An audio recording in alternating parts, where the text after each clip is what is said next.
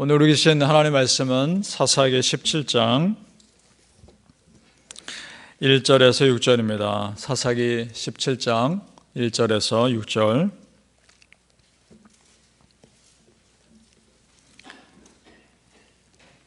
같이 읽습니다. 시작. 에브라임 산지에 미가라 이름하는 사람이 있더니 그의 어머니에게 이르되 어머니께서 은 1,100을 잃어버리셨으므로 저주하시고 내 귀에도 말씀하셨더니 보소서 그 은이 내게 있나이다. 내가 그것을 가졌나이다 하니 그의 어머니가 이르되 내 아들이 여호와께 복받기를 원하노라 하니라. 미가가 은 1,100을 그의 어머니에게 도로 주매 그의 어머니가 이르되 내가 내 아들을 위하여 한 신상을 새기며 한 신상을 부어 만들기 위해 내 손에서 이 은을 여호와께 거룩히 드리노라. 그러므로 내가 이제 이 은을 네게 도로 주노라. 미가가 그 은을 그의 어머니에게 도로 주었으므로 어머니가 그 은 200을 가져다 은장색에게 주어 한 신상을 새기고 한 신상을 부어 만들었더니 그 신상이 미가의 집에 있더라. 그 사람이 미가에게 신당이 있으므로 그가 에봇과 드라빔을 만들고 한 아들을 세워 그의 제사장으로 삼았더라. 그때에는 이스라엘의 왕이 없었으므로 사람마다 자기 소견에 오른 대로 행하였더라. 아멘. 자, 이 새벽 예배하시는 은혜가 우리 성도님들께 함께 하시기를 예수님 이름으로 축복합니다. 아멘. 자, 오늘 말씀은 사사시대에 그 사람들이 하나님을 떠나 얼마나 우상숭배가 심각했는지를 보여주는 내용이 나옵니다. 사사시대를 단적으로 나타나는 표현이 있죠. 6절에 있는 것처럼 자기 소견에 옳은 대로 행하였다. 이 표현이 있습니다. 이 말은 참 많은 것을 포함합니다. 자기 소견에 옳은 대로 행했다라는 말은 자기 생각이 판단의 기준이 되었다라는 것을 의미합니다. 모든 것에 그렇게 적용이 됩니다. 그러나 여러분, 하나님 백성의 판단 기준은 하나님의 말씀이어야 합니다. 특히나 신앙의 기준에 있어서는 더욱 그러합니다. 이러한 문제가 얼마나 심각했는지 한 사람의 이야기를 통해서 드러내 줍니다. 그 사람은 에브라임 산지의 미가라는 사람입니다.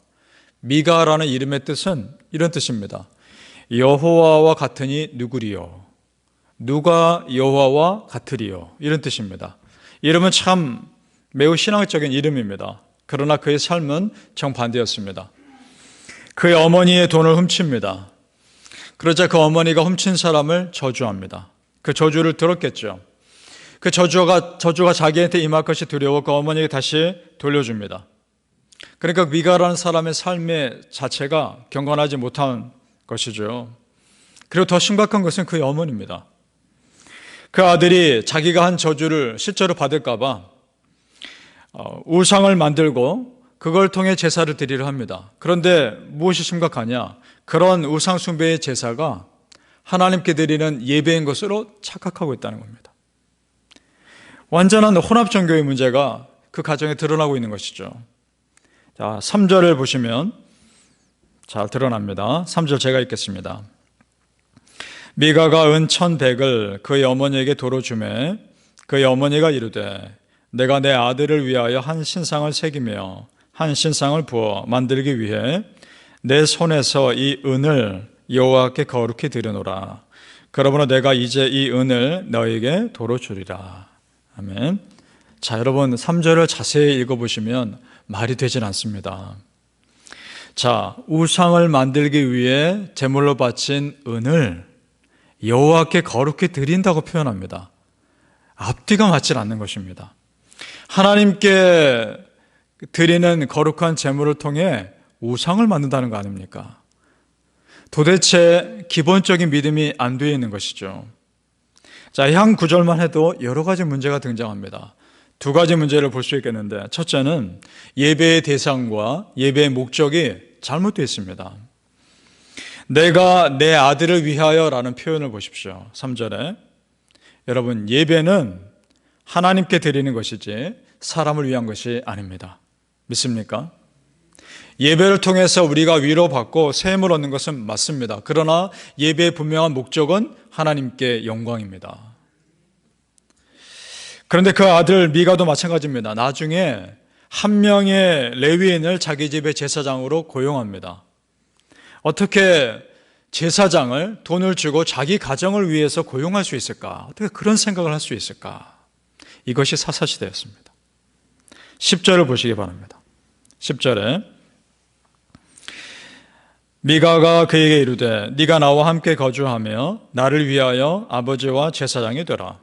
내가 해마다 은 10과 의복 1벌과 먹을 것을 주리라 하므로 그 레위인이 들어갔더라. 아멘.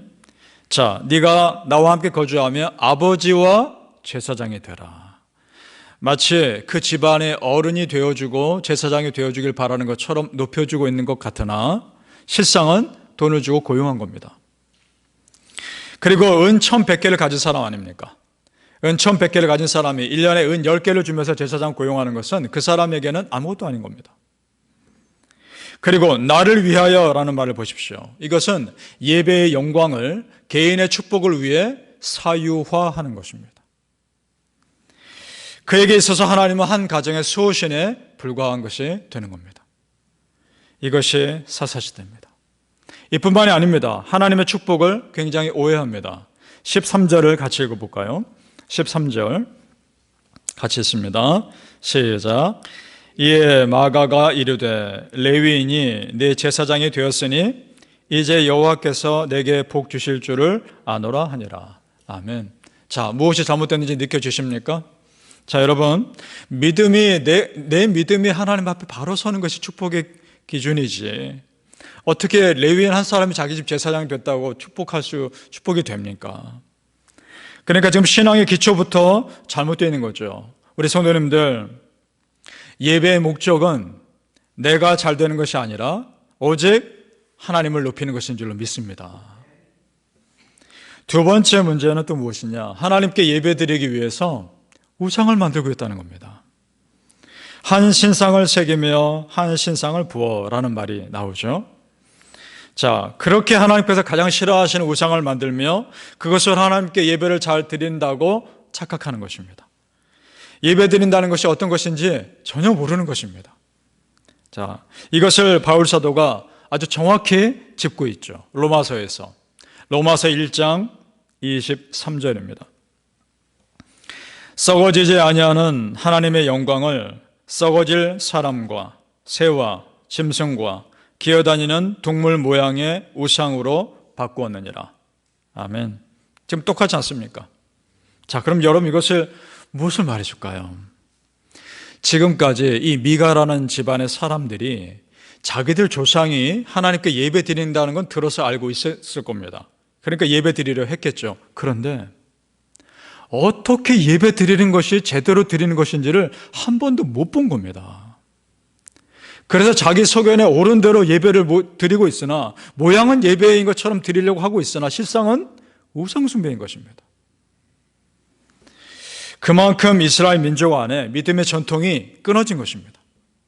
어느 순간부터 예배가 제대로 드려지지 않고 어느 순간부터 우상이 들어오고 그것이 그대로 후손들에게 전해지고 있었던 것이죠. 우리 성도님들, 우리 부모 세대, 우리 1세대의 그 간절한 믿음과 영성이 우리 후세대들에게 전해질 수 있기를 소망합니다. 그것을 놓고 우리는 기도해야 합니다. 우리 자녀 세대가 지금 우리 믿음을 본받는 수준이 아니라 더 나가서 우리의 믿음을 뛰어넘을 수 있기를 기도합시다. 그래야 어떻게 될지 모르는 세상에서 자기 믿음 지킬 뿐만 아니라 이 세상의 믿음에 영향을 줄 것 아닙니까? 결국 우리는요, 자기 믿음으로 하나님 앞에 서는 겁니다. 자기 믿음으로. 부모의 중보기도 물론 중요합니다. 그러나 결국은 자기가 기도하는 사람 되어야 합니다. 그래야 믿음으로 설 거 아닙니까? 우리 부모 세대의 숙제이기도 하고 간절한 바람이기도 합니다. 바울 사도가 디모데의 믿음을 칭찬하면서 이런 표현을 합니다. 디모데후서 1장 5절에 이렇게 되어 있죠. 이는 네 속에 거짓이 없는 믿음이 있음을 생각함이라. 이 믿음은 먼저 내 외조모 로이스와 내 어머니 유닉의 속에 있더니 네 속에도 있는 줄을 확신하노라. 아멘. 우리의 신실한 믿음과 영성이 우리 자손들에게 전해지기 위해 가장 중요한 조건이 나오죠. 그것은 먼저 부모 세대가 깨어있는 겁니다. 부모 세대가 하나님 잘 믿는 모습 보여주십시오. 어떻게 예배 드리는 것이 제대로 예배 드리는 것이고 어떻게 하나님 섬기는 것이 제대로 하나님 섬기는 것인지를 여러분이 보여주셔야 합니다. 그래야 자녀들이 보고 잘할 거 아닙니까? 먼저 내 외조모 로이스와 내 어머니 유니게 속에 있다니 그 말이 우리에게 도전이 되시길 바랍니다. 바라는 우리 성도님들, 우리 안에 먼저 신실한 믿음이 있고 그 신실함이 우리 자녀들에게 그대로 전해질 수 있기를 예수님의 이름으로 축복합니다. 아멘. 지금 미가의 문제를 한마디로 말하면 기복신앙입니다. 번영신앙이기도 합니다.